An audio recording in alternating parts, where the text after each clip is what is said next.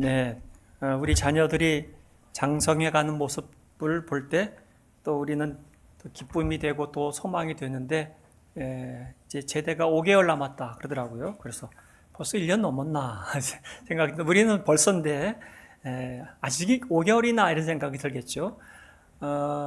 오늘 그 아침에 주영이를 한번 이렇게 안아봤는데 이제 고등학교 2학년인데도 벌써 큰 장년이 된 것 같아요. 그래서 어깨가 탁 벌어지고, 야, 벌써, 그래서 예안이나 주영이 보고, 니네 내년에 우리 작년부로 올라와서 예배 같이 드리자 했더니, 그럴까요? 그러더라고요.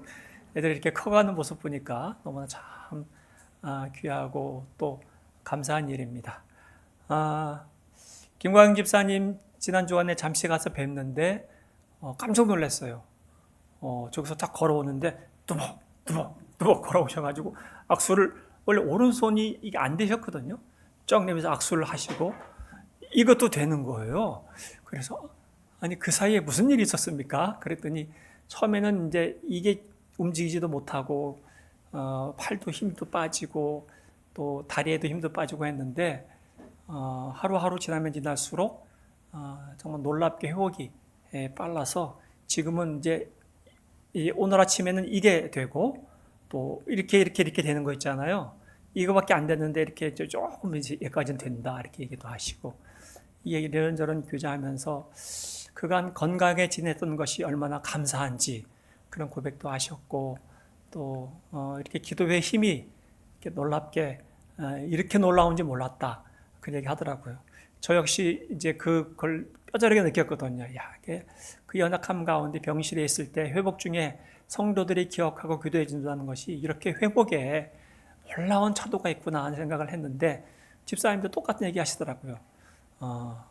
그래서 2주 동안 입원해야 할 상황이 의사가 보고 다음 주쯤엔 퇴원해야겠습니다 이렇게 얘기할 정도로 굉장히 귀차하셔서 너무나 감사하고, 여러분들이 또 기도해 주시는 그 힘이 또 큰 위로가 되고 힘이 되기도 합니다.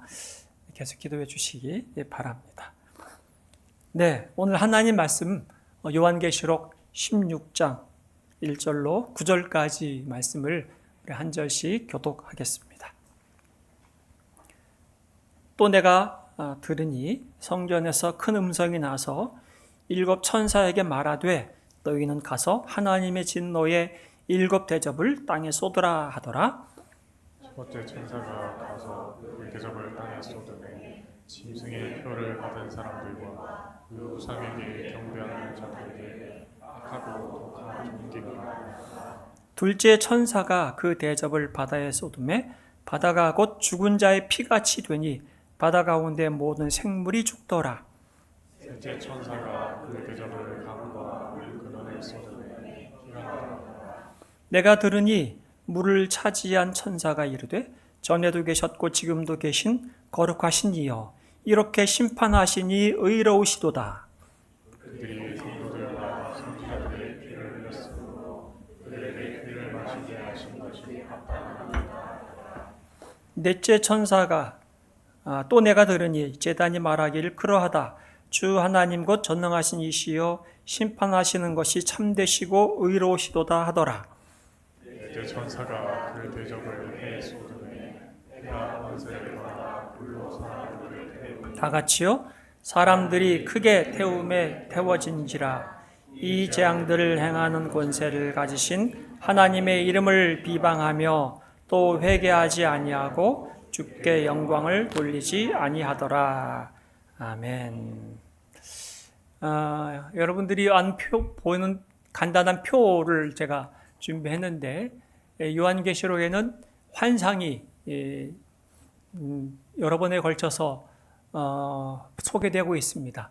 그 중에 7번의 도장이 찍힌 두루마리를 뜯었을 때 7번의 인이 이렇게 열 때마다 이 땅에 재앙이 임하게 됐다 하는 얘기가 있고요. 또 천사가 7 천사가 나팔을 한 번씩 불 때 7번의 나팔을 불 때 이 땅에 재앙이 있었고 악한 자에게 심판이 있었다 하는 얘기를 있는데, 오늘은 16장 전체는 이제 7번 천사가 7번의 대접을 땅에 쏟는 내용을 16장 1절부터 21절까지 길게 얘기하고 있습니다. 그래서 오늘로 이제 천사 7명이 각각 자기에게 맡긴 사명들을 다함을 통해서 이 땅의 마지막 재앙이 쏟아지는 이 내용을 얘기하고 있습니다. 오늘 이 내용 중에 첫 번째 천사부터 네 번째 천사까지는 이 땅의 피조 세계를 향하여서 천사가 대접을 쏟을 때마다 이 땅에 하나님께서 심판하시는 내용, 재앙이 임하게 됩니다. 2절부터 4절, 8절 말씀 보니까 첫째 천사가 대접을 땅에 쏟았어요. 땅에 쏟은 거죠. 두 번째 천사는 어디에 쏟았어요? 바다에 쏟았어요. 세 번째 천사는 강과 물 근원에 쏟았어요. 네 번째 천사는 하늘의 해에 쏟았단 말이죠. 이 땅의 피조 세계가 마지막 날에는 하나님께서 심판하신다. 그래서 새 하늘과 새 땅을 하나님이 준비하시고 계신 거죠. 우리가 그걸 신천지 그렇게 얘기하는데 굉장히 그 얘기를 이단이 쓰고 있기 때문에 참 어감이 안 좋죠. 그런데 신천지, 새 하늘과 새 땅 하나님이 예배하시고 그 날을 준비하시면 주님이 재림하시는 날 우리는 새 하늘과 새 땅 거기서 영원한 생명을 누리게 되죠. 네 번째 천사까지의 이 대접을 쏟음 이후에 다섯 번째 천사부터는 그 심판의 대상, 재앙의 대상이 달라집니다. 10절, 12절, 17절 보니까 다섯 번째 천사가 대접을 누구에게 쏟아요? 짐승의 왕좌. 여기서 말하는 짐승은 지난번에 계속해서 여러 번 말씀하셨지 적그리스도입니다. 용의 권력과 용의 부하가 돼서 이때 적그리스도가 되어서 이 세상을 혼란스럽게 만드는 이 짐승의 보좌를 쏟아서 그것도 역시 심판하시겠다. 여섯 번째 천사는 대접을 어디에 쏟습니까? 큰 강 유브라데 강은 동방으로부터 바벨론, 아수르가 침공할 때마다 항상 그 강을 건너야 되는데 그 강을 말라버리게 해서 이제 전쟁을 준비하는 소위 말해서 아마겟돈 지역에 모여서 전쟁을 준비하게 돼서 마지막 전쟁을 준비하는 이 장면들을 이야기하고 있는 거고요. 17절 일곱째 천사는 그 대접을 어디에 쏟습니까? 공중에 쏟습니다. 공중. 이 공중은 아까 얘기했던 네 번째 천사가 해에 쏟았다는 하늘과 다릅니다. 이스라엘 사람들, 유대인들에게는 하늘이 3층 천으로 됐어요. 1층, 2층, 3층. 1층은 우리가 보는 하늘이에요. 2층은 공중이에요. 공중. 그 공중은 사탄이 3층, 하나님이 계신 곳, 3층에서 쫓겨난, 우리는 용이 쫓겨났다 그런 걸 기억 한번 할 겁니다. 하늘에서 쫓겨났는데 쫓겨난 용이 둘째 하늘을 점령하고 있어요. 그걸 공중이래요. 공중에 권세 잡은 자 그렇게 얘기하잖아요. 그 사탄 우두머리가 있는 그 좌소를 그들의 처소, 그들의 보좌를 하나님께서 심판하신다. 그래서 마지막에는 악한 세력까지 피조세계뿐만 아니라 영적으로 악한 세력, 하나님을 대적하는 모든 사단의 악한 무리들까지도 완벽하게 심판하시겠다고 하는 내용을 16장 전체에서 말하고 있는 내용입니다. 이런 심판 가운데 피조물을 심판당할 때에는 우리 성도들도 같이 어려움을 당하죠. 그렇죠? 하늘과 땅과 강의 근원들과 이 땅의 어려움, 지진과 자연재해가 있을 때에 성도들도 같이 어려움을 당합니다. 우리 육신도 역시 믿지 않은 사람들과 같이 나이가 먹으면 먹을수록 세월이 가면 갈수록 점점 약해지게 되고 우리가 이 세상에서 질병에 걸리기도 하고 어려움을 당하기도 하는 것은 모두가 다 공통적인 부분이죠. 그런 가운데에도 하나님께서 우리를 향하여서 주시는 위로가 있기 때문에 그런 가운데에서도 하나님을 바라보는 자들이 있습니다. 고난 가운데에서도 찬송하는 자들이 있습니다. 그게 누군가? 그게 오늘 5절, 6절, 7절이에요. 그들은 5절, 6절, 7절에서 어떻게 말하고 있는가? 요한계시록 16장 5절, 6절, 7절이 없나 보죠? 네. 본문 가운데 한번 띄워줄래요? 내가 들으니 물을 차지한 천사가 이르되 전에도 계셨고 지금도 계신 거룩하신 이여 이렇게 심판하시니 뭐라 그래요? 의로우시도다 얘기한단 말이죠. 그렇게 지금 찬송하는 거예요. 천사가. 그들이 성도들과 선지자들의 피를 흘렸으므로 그들에게 피를 마시게 하신 것이 합당하다 하더라. 또 내가 들으니 제단이 말하기를, 그 당시 제단에 모여서 많은 성도들이 천군 천사와 같이 찬송하는 겁니다. 다 같이요. 그러하다 주 하나님 곧 전능하신 이시여 심판하시는 것이 참되시고 의로우시도다 하더라. 심판 중에도 하나님은 의로우신 심판을 하시고 공의로우신 심판을 하시기에 지금 그 심판 때문에 나에게는 어려움과 고난이 있다 할지라도 하나님은 반드시 악은 심판하시는 분이시다. 하나님은 영원히 의로우신 분이시다. 선하신 분이시다고 한 이 고백을 끝까지 하고 찬송하는 성도들이 있습니다. 하나님은 부당하십니다.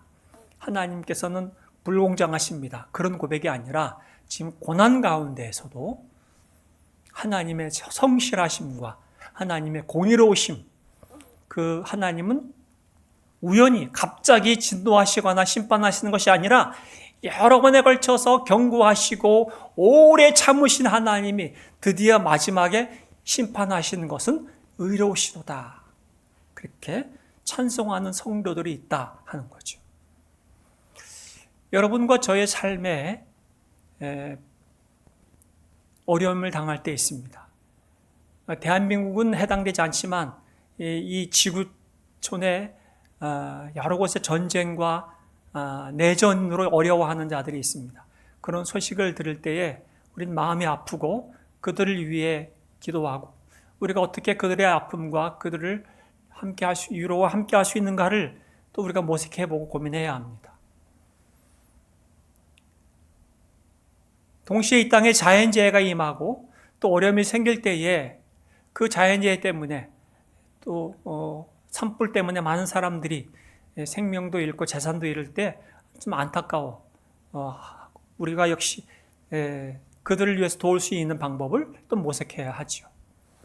그런 일이 있을 때에 신이 없다 말하는 사람들, 하나님이 있다면 과연 그 하나님께서 이렇게 심판할 수 있는가? 가만히 눈 뜨고 가만히 볼 수 있는가라고 하나님을 비방하는 자들도 있습니다.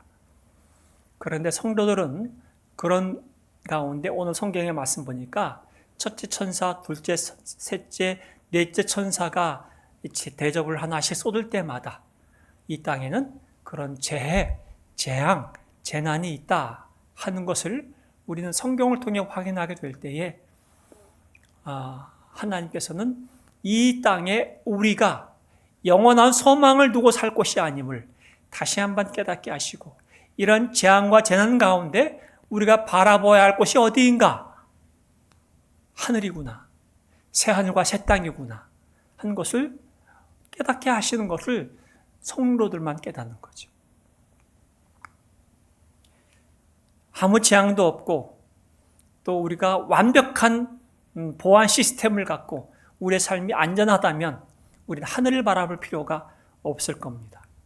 그런데 우리는 우리의 삶에 이런저런 고난과 재앙과 어려움이 있을 때마다 다시 하늘을 바라보게 되고 내가 하늘에 속한 자이구나, 하나님의 자녀이구나 하는 것을 기억하고 소망을 갖고 사는 자들이 성도들이죠.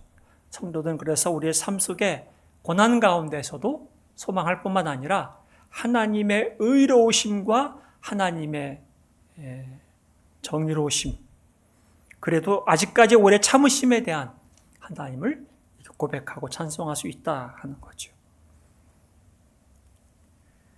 그런데 그럼에도 불구하고 하나님을 향하여서 회개치 않는 자들이 있습니다. 9절, 11절, 21절 말씀을 보면 이 재앙들을 행하는 권세를 가지신 하나님의 이름을 어떻게 해요? 비방하며 또 회개하지 아니한다. 하나님의 이름을 비방하고 회개하지 않습니다. 이런 재앙이 계속 있음에도 불구하고 하나님이 경고함에도 불구하고 오히려 하나님을 향하여 비방합니다. 11절 하늘의 하나님을 비방하고 그들의 행위를 회개하지 아니하더라. 21절 무게가 1달란트나 되는 큰 우박이 하늘로부터 내렸는데도 불구하고 사람들이 그 우박의 재앙 때문에 하나님을 비방한다. 참 마음이 못됐죠. 그 고집을 어떻게 꺾을 수가 없는 거죠. 사람이 이렇게 살다 보면 내 생각을 바꿔야 할 때도 있고, 나의 한계를 받아들여야 할 때가 있는데, 그때 불가항력일 때 아니겠습니까? 그렇죠? 내 의지와 내 뜻과 내 힘과 능력으로 안 되는 것을 경험할 때 우리는 빨리 겸손해지고 그때 두 팔을 벌려서 내가 할 수 없는 이것을 주관하고 있는 신이 있다면 신의 도움을 구하고 신의 뜻을 구하는 것이 마땅할진데 끝까지 이 두 손을 펴지 않고 꽉 쥐고 있는 자들이 있는 거죠. 그 고집은 그래서 못 걷는 겁니다. 하나님을 향해서도 꺾지 않는 고집 때문에 그는 끝까지 하나님이 오래 참으심에도 불구하고 여러 번에 걸쳐서 여러 사람들을 통해서 권하기도 하고 또 기회를 주음에도 불구하고 하나님의 이름을 비방하며 회개하지 않는다 하는 거죠. 감사한 것은 여러분들은 꽉 쥐고 있다가 어느 순간에 아하 이게 아니구나 손을 탁 펴서 주님 하나님 제가 어찌해야 합니까? 그 자리에 나오셨기에 오늘 이 자리에 있는 겁니다. 얼마나 감사합니까? 우리가 그런 마음을 가졌기에 우리의 삶은 한 해 한 해 가면 갈수록 우리의 넓이가 더 넓어지는 거예요. 왜요? 우리는 딱 모든 걸 틀어막고 내가 최고야 꽉 쥐고 있는 자들이 아니기 때문에 우리가 모든 것을 내려놓은 순간 하늘로부터 내려는 이 모든 선물들이 우리 안에 채워지고 있는 거예요. 그것이 좋은 선물, 유익한 것이기도 하지만 때로는 내게 쓴 약도 고난이라고 하는 것조차도 우리에게 부어질 때에 그것이 나의 한계와 상상을 뛰어넘는 하나님의 그 마음이 담겨질 때 그 속에 놀라운 깨달음이 생기는 거죠. 고난이 내게 위기라고 하는 이 고백이 거기서 나오는 겁니다. 그럴 때 하나님을 향하여 하나님이 정말 사랑의 하나님이시고요. 의로우신 분이십니다 하는 고백이 나오는 거죠.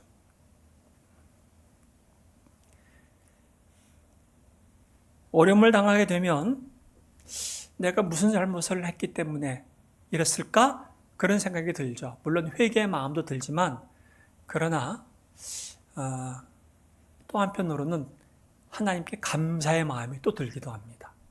그래서 이 고난을 묵상하다 보면 고난 가운데 묵상하다 보면 이제까지 지난 삶에 대한 모든 것이 한편의 다큐멘터리 영화와 같이 순간순간에 새로운 깨달음과 해석들이 생기게 되더라고요. 평안할 때는 그게 안 떠올라요. 왜 그럴까요?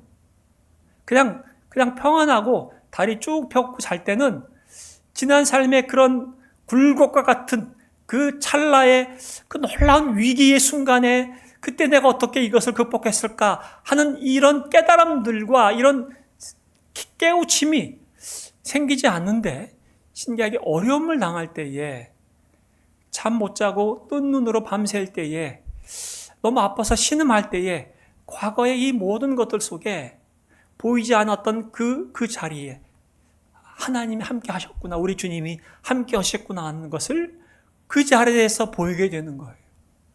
거기서 나를 꽉 안으셨구나, 나를 꽉 붙잡고 계셨구나 하는 것을 거기서 깨닫게 되는 거죠.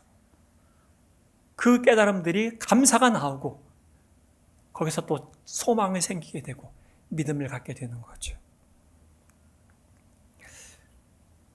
우리 교회는 안나회 그 모임을 굉장히 지금 즐겁게 행복하게 잘 모이고 계신데 아마 인생의 연륜이 깊어가면 깊어갈수록 지난 삶을 돌이켜보면 정말 어떻게 지난 삶이 있었을까? 내 힘으로 그 삶을 다시 살려면 살 수 있을까? 그런 생각을 하면 아마 믿음의 성도들의 고백은 주님께서 함께 하셨기에 지금 이 자리까지 올 수 있었다고 하는 고백을 하실 겁니다.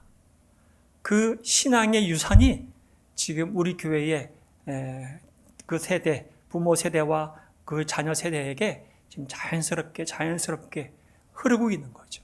우리들은 그런 어른 세대, 그런 신앙에 열린 어른들을 바라볼 때에 우리 속에 믿음의 삶이라고 하는 것, 그래서 할아버지 할머니의 삶의 고백과 삶의 표정과 한마디 한마디의 삶을 통해서 자연스럽게 신앙이 흐르게 되는 거죠. 그게 유산, 기업인 겁니다.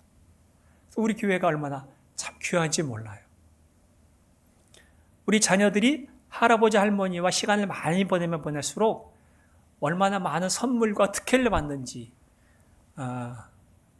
그것은 이제 여러분들이 더 많이 경험하실 줄 믿습니다.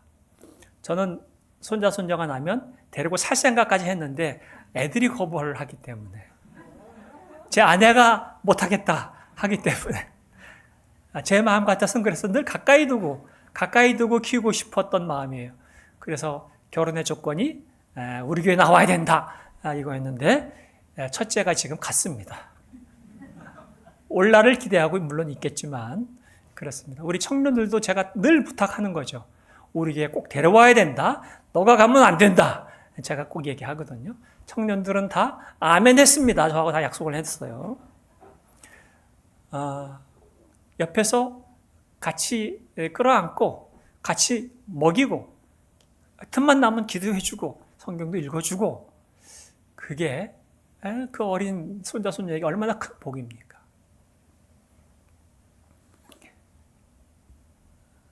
우리 주께서 우리에게 주시는 위로의 말씀이 15절이에요. 15절. 다 같이 읽어볼까요? 보라, 내가 도둑같이 오리니 누구든지 깨어 자기 옷을 지켜 벌거벗고 다니지 아니하며 자기의 부끄러움을 보이지 아니하는 자는 복이 있도다. 주님께서는 어느 날 갑자기 아무도 모르는 때에, 여기서는 도둑같이 온다 그랬는데, 도둑이 언제 올 줄 알면 우리가 대비하죠. 주님께서 오시는 날은 어느 날 갑자기 오실 것이다. 그날 깨어있는 자는 어떻게 있는 자가 깨어있다 그래요? 자기 옷을 딱 입고 있는 자.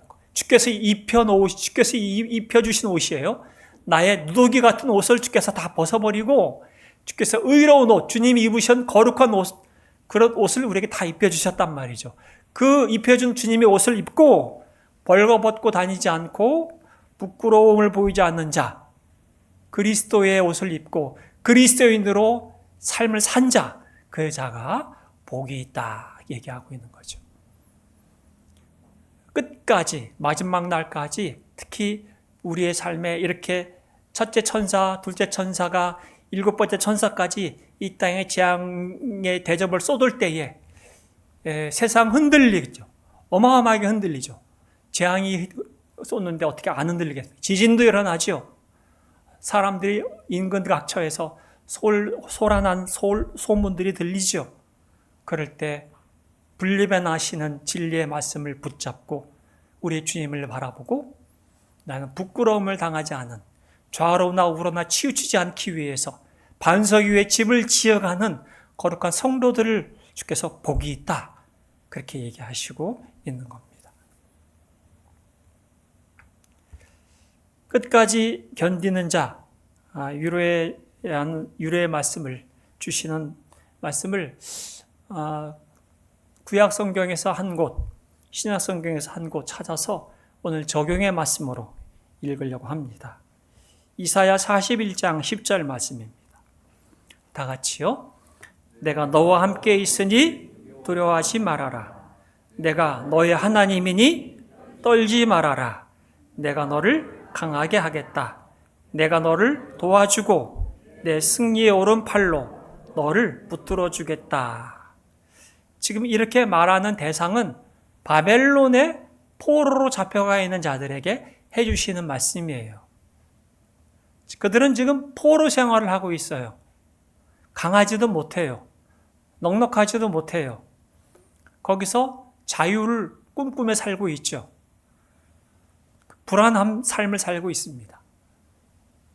바벨론 왕이 한마디 하면 요즘에 에스더, 페르시아 시대의 에스더를 쭉 여러분들이 보았을 텐데 그 페르시아 왕 한마디면 왕비조차도 그냥 하루아침에 폐위되는 그 어마어마한 군주 시대에 포로 생활을 하고 있는 이스라엘 백성들에게 진정한 왕의 왕이신 우리 주님이 하시는 말씀은 두려워하지 마. 그거예요.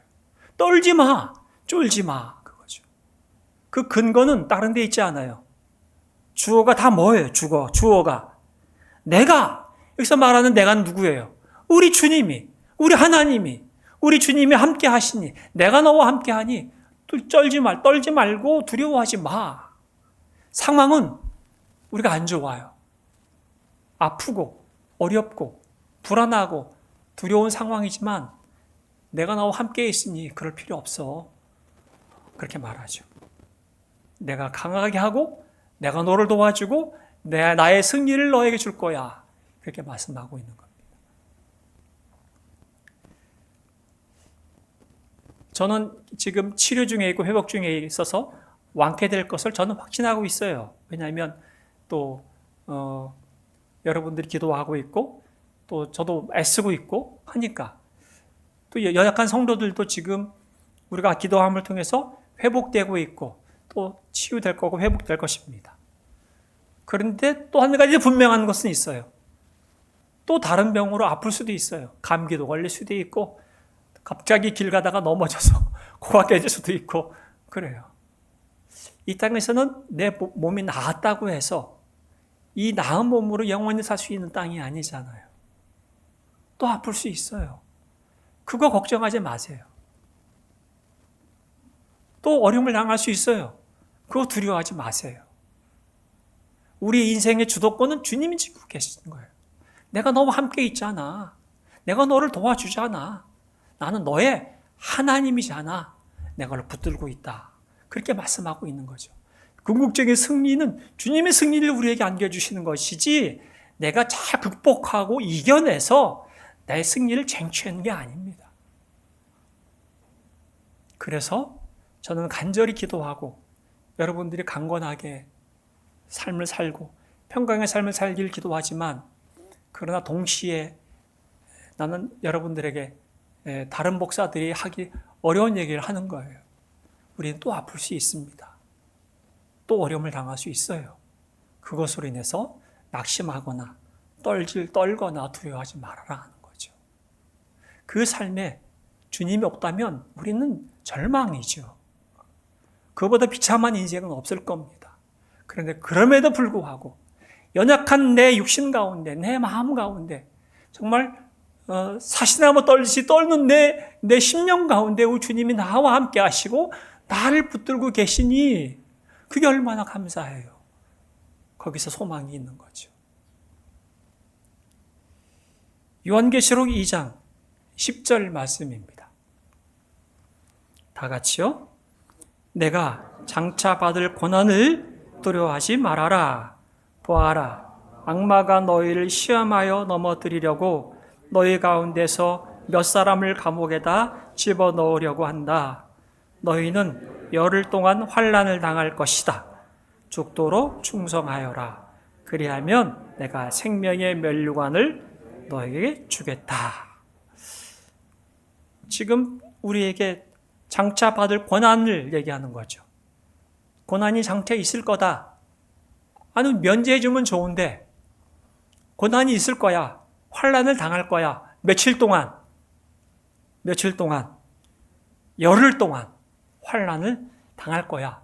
열흘이라고 하는 것은 주님이 오실 때까지의 마지막 종말의 시대를 이렇게 표현하는 겁니다. 이 시대의 환난과 고난은 마지막 때가 반드시 있다.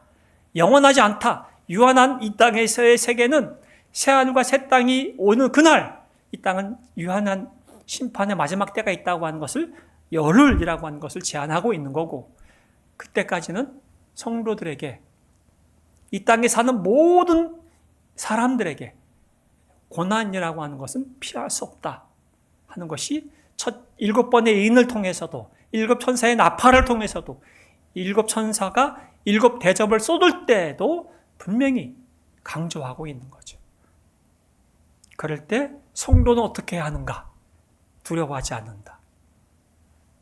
오히려 그런 가운데 우리가 바라봐야 할 주님을 향하여서 끝까지 믿음을 지키고 깨어있는 자다. 충성하는 자다 하는 것을 말씀하고 있죠. 그럼 약속하십니다. 생명의 면류관, 승리의 면류관을 너에게 씌워주겠다.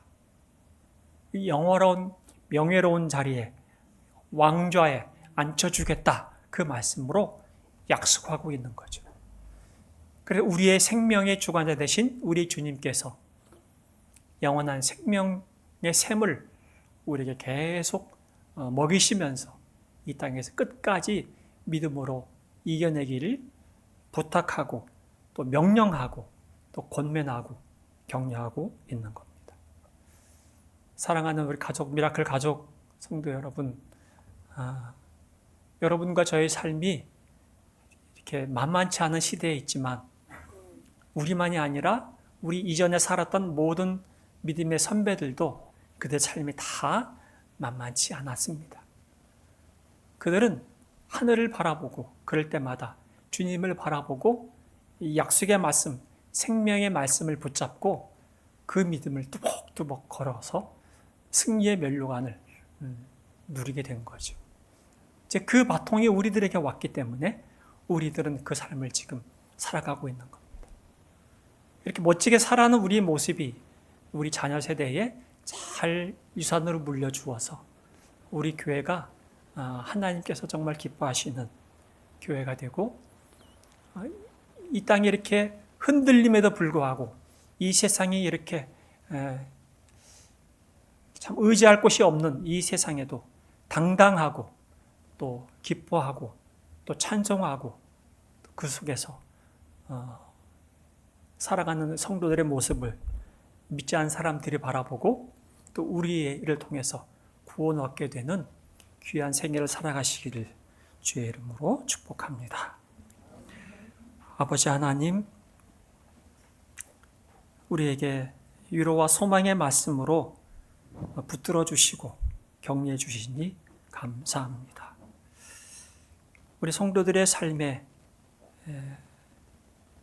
정황 속에 눈물로 기도하고 또 인내하고 있는 것 결코 헛되지 않을 뿐만 아니라 참 잘하였도다, 착하고 나의 충성스러운 자녀야 말씀하시는 그 말씀으로 또 우리의 삶을 믿음으로 살게 해주시니 감사합니다. 우리 인생의 마지막 계절 속에도 믿음을 끝까지 붙잡고 견디게 하여 주시옵소서. 끝까지 주님을 바라보게 하여 주시옵소서. 비록 이 세상은 흔들려도 주님은 결코 흔들리지 않습니다. 우리가 붙잡는 진리의 말씀, 그 진리의 말씀을 의지하고 생명의 말씀을 따르게 하여 주셔서 오직 주님의 나라와 의를 바라보고 우리에게 허락하신 믿음의 길을 걷게 하여 주시옵소서. 예수님의 이름으로 기도드립니다. 아멘.